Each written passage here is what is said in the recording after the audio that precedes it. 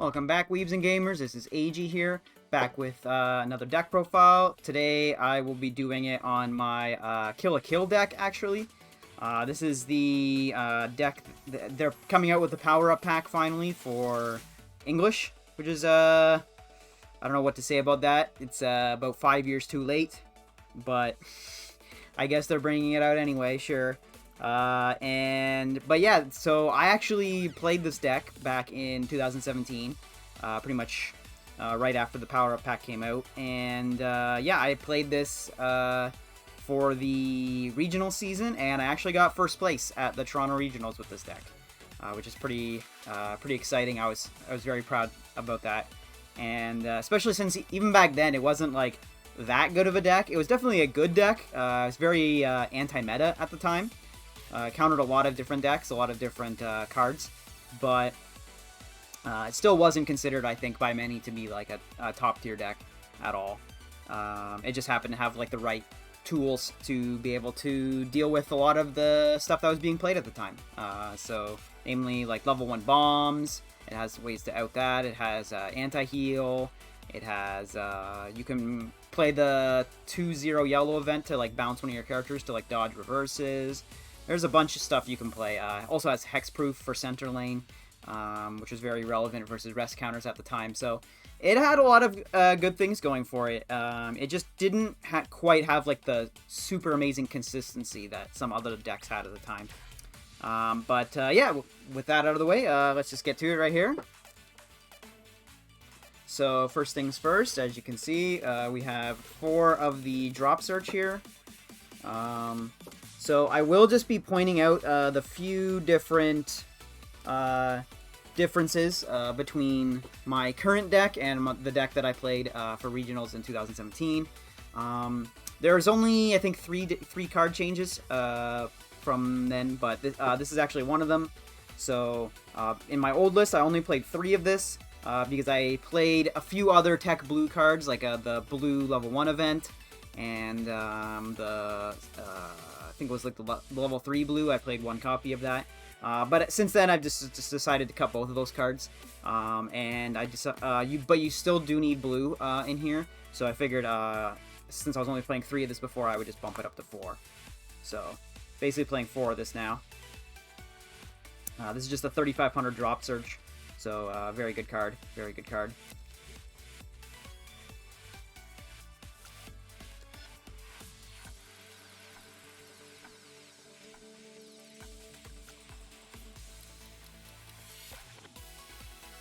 Next we have 3 of this Senketsu bomb. So this is basically just a red level 0 bomb, but it basically has a whole bunch of other uses in the deck. Namely, you use it for markering and also for the level 3. You have to have this card. They printed the next Senketsu that I'll show you that applies for the level 1 because that was a new card, but it does not apply for the old level 3. You have to have this card. So I'd definitely say at least play 3 of this.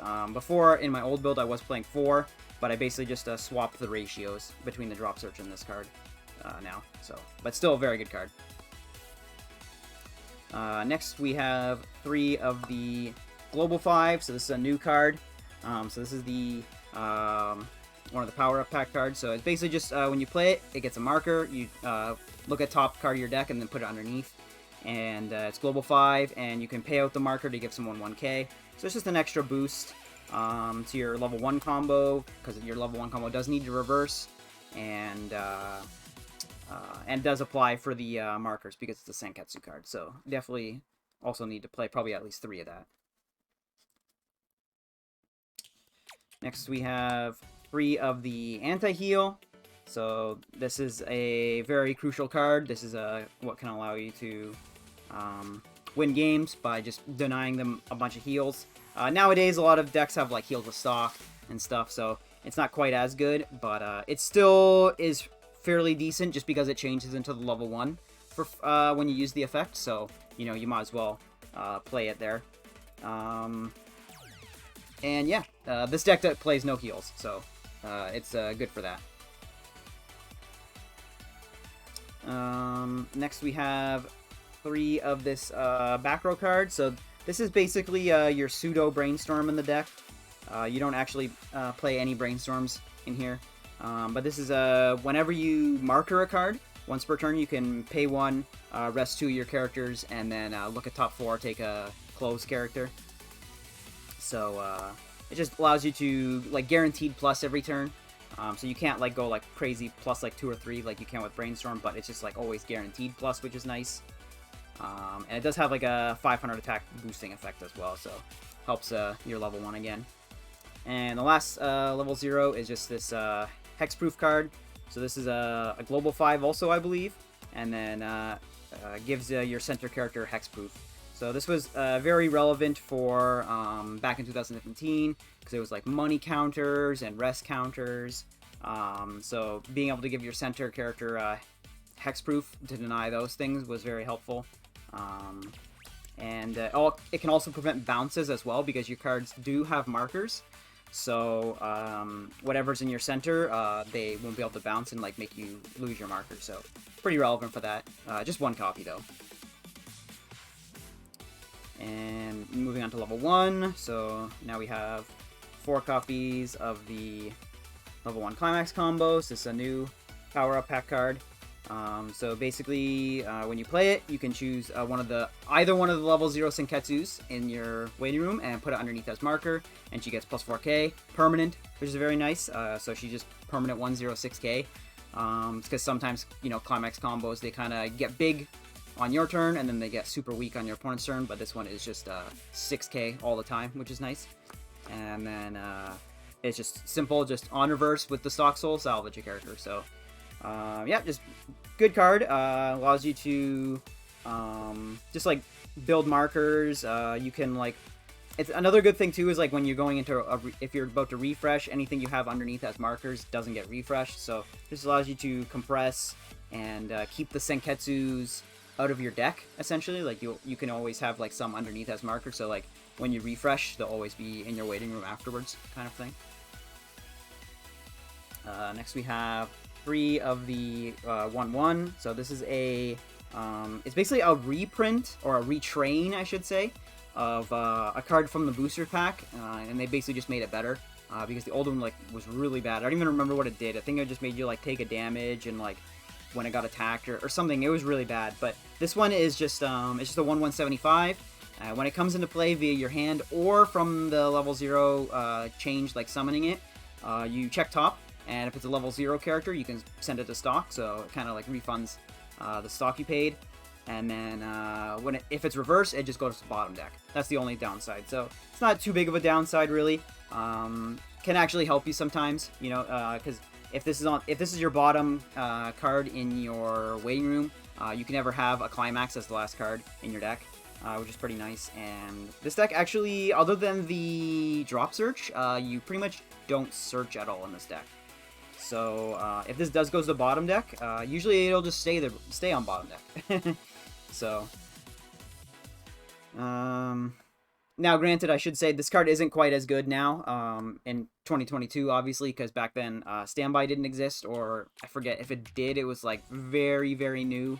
So you know, standby's kind of like power creeped like a card like this, but still, you know, if you have the global 5, it's still like a 1/1/8k, which isn't bad, and you do play level 1 counters as well, so it's not bad.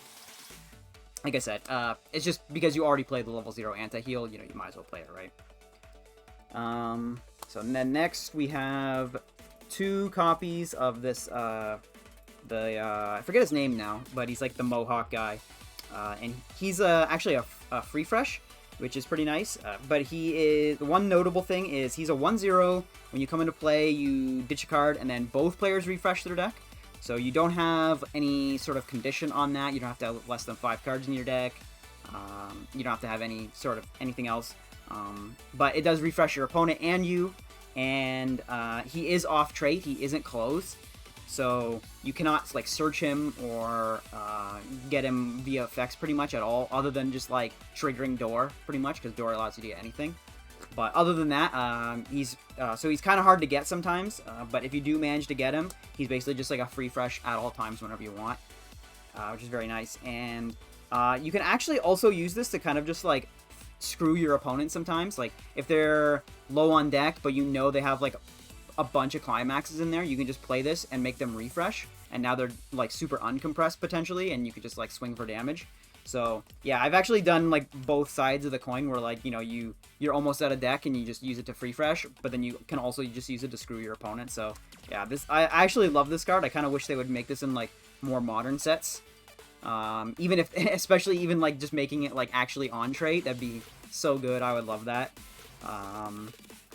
I don't know, it might be too good. Then moving on, so we have 2 copies of this Ryuko. So this is actually the one other card, pretty much, that I wasn't playing in my old build at all. I was not playing this back then in 2017, because this card is alright back then, but nowadays it's better because it allows you to, like, climb stuff that you might not be able to beat otherwise. Because nowadays with, like, standbys, summoning big, like, 1/1s and stuff. So this card is basically just, if you're level 1, so it has 2 effects. If you're level 1 and you play the Gate Climax combo with it, it just gains 4,500 power for the turn. That's all it does. But basically it has base 45, so it gets another 45, and then plus the 1k from the Climax. So you basically just go straight to 10k. So you can punch over, like, 1/1/7/5s or whatever you want, right? But then also has a secondary effect, which is if you use the Climax combo when you're level 2, you can top deck a card from your opponent's waiting room to the top of their deck. So that's pretty cool. You know, can potentially allow you to, like, get in small amounts of damage. You know, if you want to, like, side for 1 or just, like, stack 1 and then just attack for 2, whatever you want to do, right?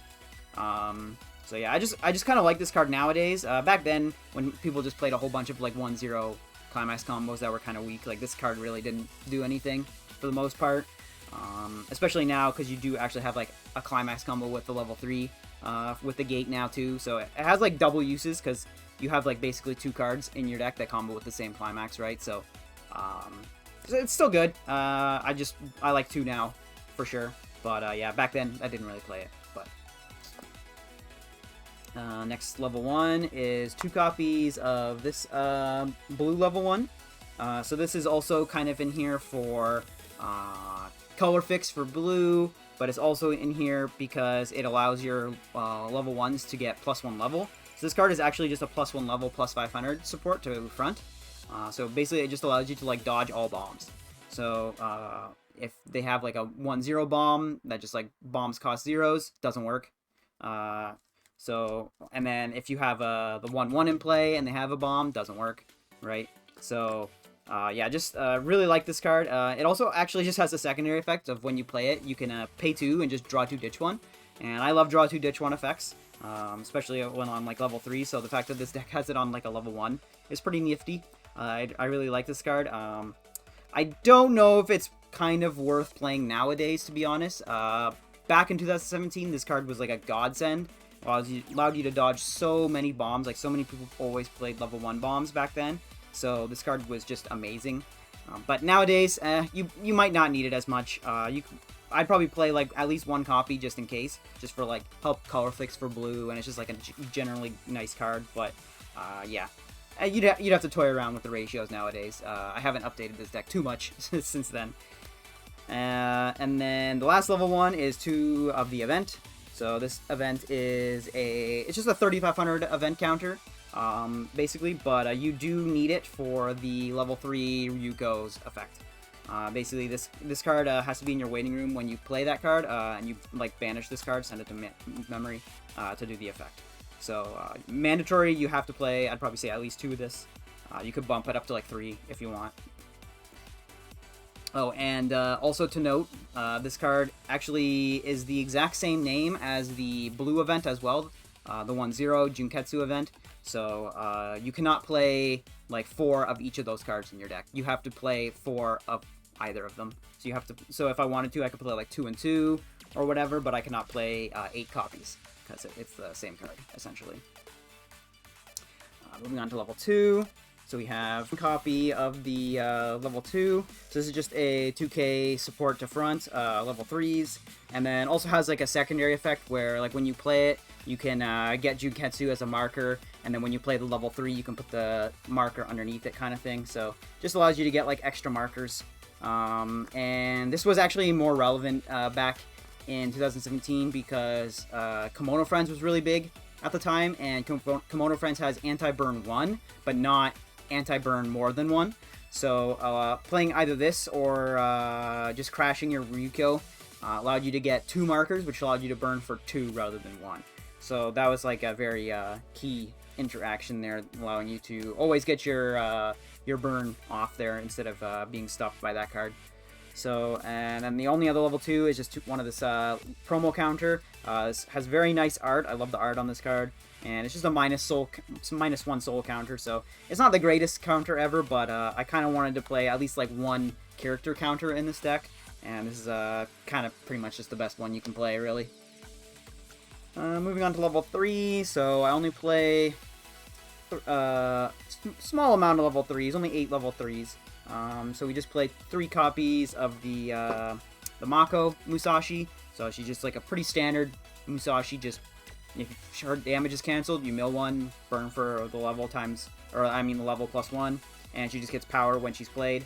Yeah, so just, I don't know, just generally good card, I guess. I've always liked Musashis, because they're always not climax combo based, which is nice. Just allows you to seal out games pretty easily sometimes.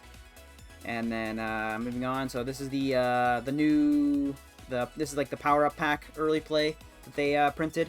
So this is a very good card, actually. I really love this card. 'Cause it doesn't actually heal. It's not an early play heal. But what it does do, it's like a double plus, which is pretty nice. So when you play it, you look at top 3, take a card added to your hand. And then also when you play the gate, and that's another key thing, is that it's you get to salvage a character, but it's immediately as soon as you play the gate. It's not in attack phase or anything else like that. It's in the climax phase. As soon as you play the gate, you salvage a character, which was also relevant back in the day because some decks had like anti-salvage in the battle phase. So this card allowed you to essentially dodge that, which is pretty cool. And she also gets plus 3k when you use that effect as well. So she just gets, you know, usually 10k plus climax plus 3k, so like 14k. Pretty solid, pretty solid. I think her early play condition is just like if you have 2 or less climax. So, yeah, very solid card. Actually combos with the free fresher as well, which is pretty funny because you can just like refresh your deck, and then you have no climax and you can just early play her. And then just 2 copies of the original Ryuko level 3. So she's does a bunch of stuff. So she like gets a marker when you play her by banishing the event and markering Senketsu.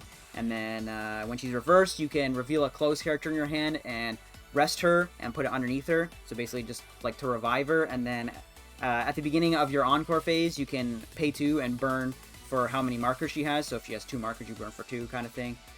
Which is usually what you're going to be doing. So yeah, just good card. Doesn't require a climax at all, which is also really nice.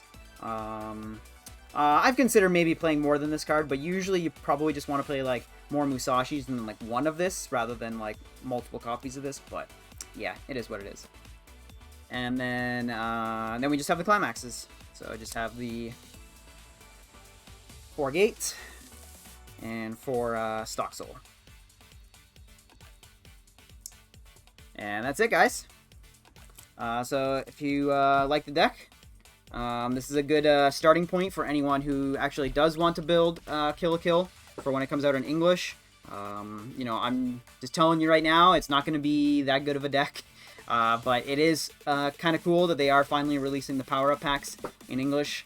So anyone who is always waiting for those, then it's your lucky day. But that's it, guys. If you like the deck, remember to like, comment, subscribe, and this is EIJI'S signing out.